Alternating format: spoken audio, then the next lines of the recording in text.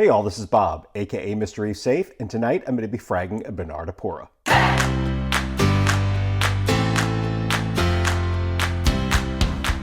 So if you've been watching my diary videos, you know that the Bernardapora in question has wreaked havoc within my Gonapora garden.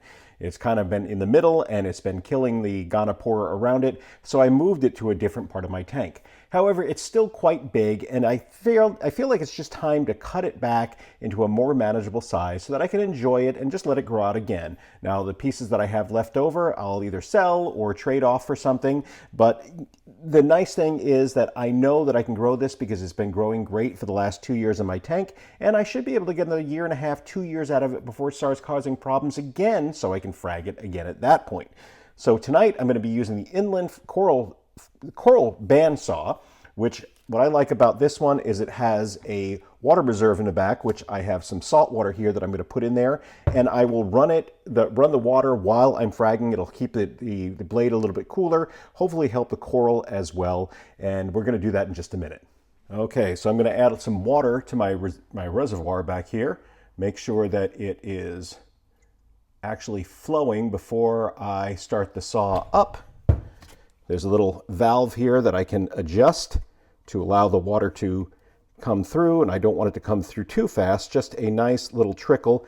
And there's a hose here that I have set up going to a bucket. This is the waste hose that'll get all the water out.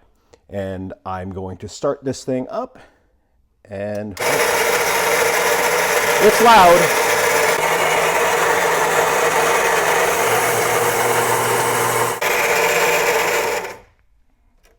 This here is the piece that I'm going to save and glue onto some more rock and then put back in my tank. So that's going to go back in there. That's a little bit bigger than what I started with 2 years ago. And this is the part here that I'm going to frag out into different frags to be able to trade off or sell. You may have noticed on the first cut, I forgot my safety glasses. I got them and I'm putting them on now because I want to make sure that my eyes are protected in this. Not that I expect anything will happen, but you know, that's the problem with an accident. You never know what is going to happen. Now I'm going to frag this up into probably about 6 pieces. And there's some rock here that I'm going to cut out. You know, we're going to see what we can do from this and make some nice frags out of it.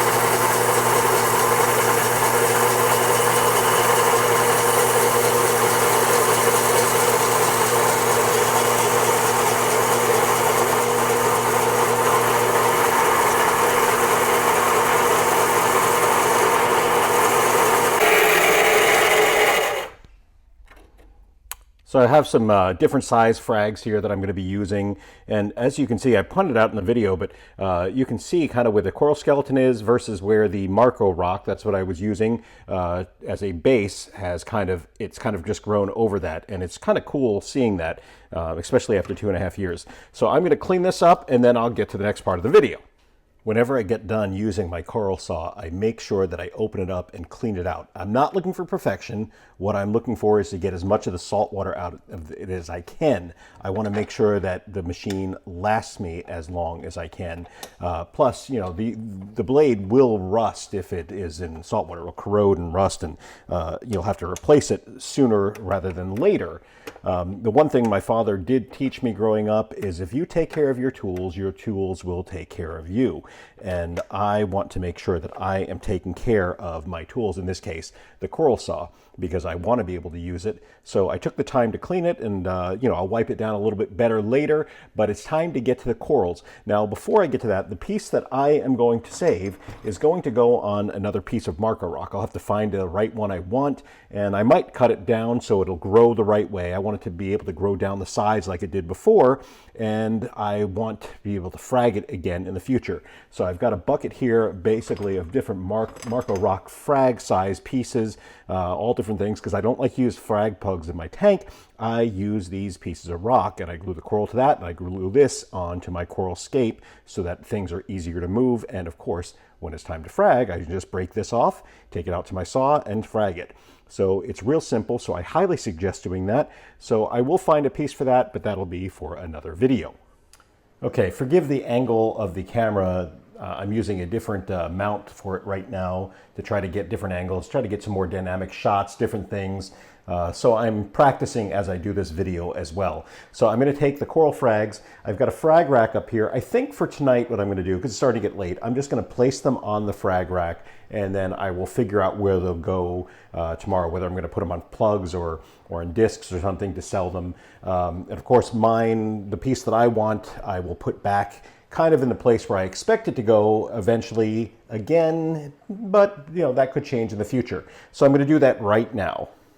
Hopefully I have enough room on this frag rack, as I think I have 7 or 8 pieces of the Bernardapora. And they are fairly large pieces. I made them large on purpose because, you know, if I'm going to sell them, I want somebody to get, you know, what they believe to be a good deal, a good portion of it. I've never been a fan of these micro frags, or as Chris Meckley would say, the little boogers of a frag. So I want to make sure that when I am, you know, offering frags, that I'm giving something, you know, a little bit beefy. Now, some of them are much bigger than others. Like this one's pretty small compared to this one, and there's a couple bigger ones in there, but that's okay because, you know, again, different size frags, you know, different trades or different prices. And by the way, I'm always interested in trading. You know, I don't necessarily need to make money on it, although I know that the hobby is expensive and money is helpful. I'm also willing to do trades for frags as well. And here's the piece that I have, which is it is definitely the biggest piece left, and that was by design. And that is going to go over here on this rock. And again, as I said earlier, I will get a piece of marker rock to figure out what I'm going to glue that onto so it looks good on there when it's all done, and I want it to be able to grow down the sides.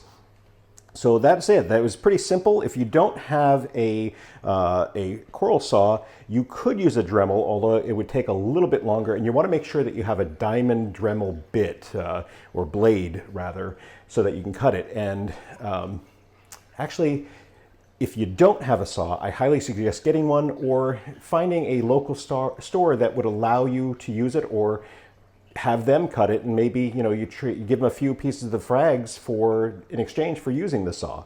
There's always ways around that. You know, get to meet other reefers, like people in my area. If someone in my area had a coral that they wanted fragged, depending on what it is, maybe I want a piece, maybe I'll just do it for nothing. I just do it just to be a good fellow reefer.